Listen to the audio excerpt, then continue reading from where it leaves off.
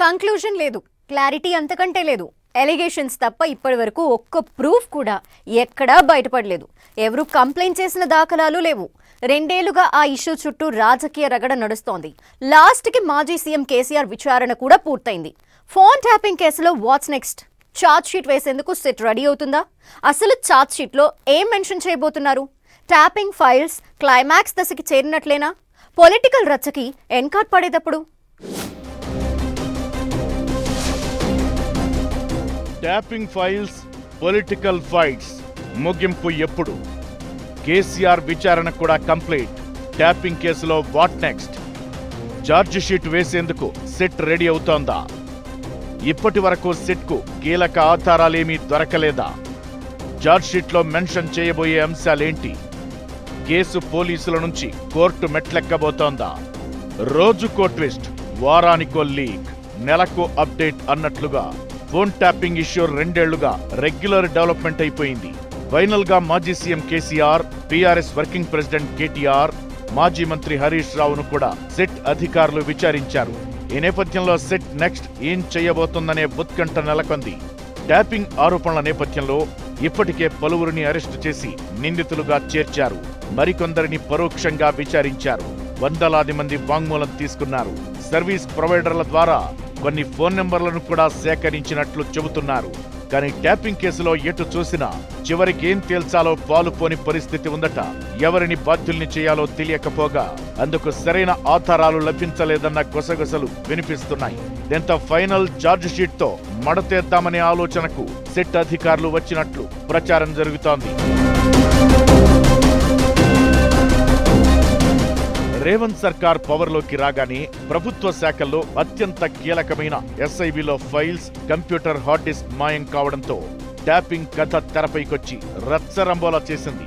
ఆ తరువాత కొందరు అధికారుల అరెస్టులు, విచారణలతో అనేక మలుపులు తిరిగిందా కేసు. సుదీర్ఘ విచారణ జరిపి పలువురిని జైలుకు పంపారు. వారు బెయిల్పై బయటికి కూడా వచ్చారు. కానీ ఫోన్ ట్యాపింగ్ కేసులో అసలు బాధ్యులెవరు అనేది ఇప్పటికీ అంతుబట్టని రహస్యంగానే ఉందట. నెలలు గడుస్తున్న ట్యాపింగ్ కేసులో పురోగతి లేకపోవడంతో సిటీ కమిషనర్ సజ్జనార్ చీఫ్ గా మరో సిట్ ను వేసింది సర్కార్. అయితే కొత్తగా ఏర్పడిన సిట్ టీం కేసు దర్యాప్తును స్పీడప్ చేసింది. గతంలో సిట్ విచారణను ఆధారంగా చేసుకుని అనేక సంచలన నిర్ణయాలు తీసుకుంది. కేటీఆర్, హరీష్ రావును విచారించడంతో పాటు మాజీ సీఎం కేసీఆర్ ను కూడా నందినగర్లోని ఆయన నివాసంలో విచారించారు. మాజీ మంత్రుల విచారణ సమయంలో లీకులిచ్చిన అధికారులు మాజీ సీఎం కేసీఆర్ సిట్ విచారణపై మాత్రం గోప్యత పాటించారు.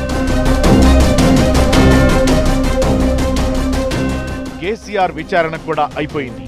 కానీ ఫోన్ ట్యాపింగ్ కేసులో ఎలాంటి కీలక ఆధారాలు లభించాయంటే మాత్రం $1 మిలియన్ ప్రశ్నగానే ఉంది.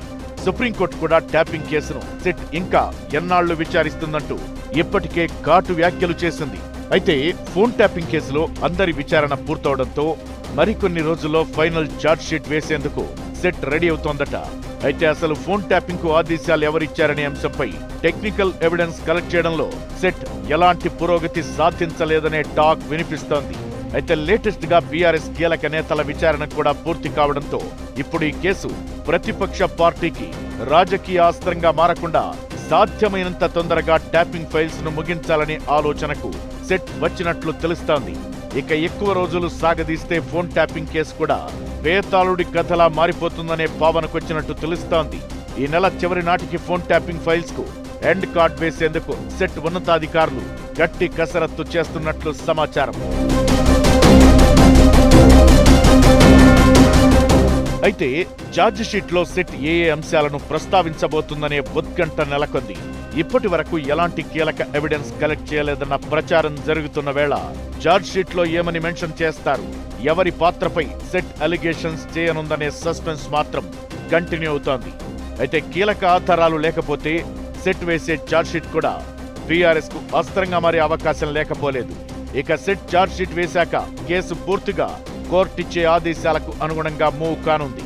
ఇలాంటి పరిస్థితుల్లో ఫోన్ ట్యాపింగ్ కేసు ఇంకా సాగదీతకు దారివేసే అవకాశం ఉందన్న చర్చ జరుగుతోంది. ఇప్పటికే సీఎం రేవంత్ రెడ్డి మున్సిపల్ ఎన్నికల ప్రచారంలో ట్యాపింగ్ ఆరోపణలనే ప్రచారాస్త్రంగా చేసుకుని ముందుకు సాగారు. భార్యాభర్తలు ఫోన్ మాట్లాడుకుంటే కూడా విన్నారని, సినీ తారల ఫోన్లను ట్యాప్ చేశారని బీఆర్ఎస్ ను కార్నర్ చేసే ప్రయత్నం చేశారు. ఒకవేళ సిట్ ఛార్జ్ షీట్లో ఈ అంశాలు లేకపోతే మాత్రం సర్కార్కు అది ఇబ్బందికరంగా మారే అవకాశాలు ఉంటాయి. దీంతో ఛార్జ్ షీట్తో సిట్ విచారణ ముగిస్తే ఆ తరువాత రాజకీయ రచ్చ మాత్రం మరింతగా పెరిగే అవకాశాలే కనిపిస్తున్నాయి. వచ్చే ఎన్నికల వరకు ట్యాపింగ్ రచ్చ నడుస్తూనే ఉండబోతుందా అనే సందేహాలు కూడా వ్యక్తమవుతున్నాయి.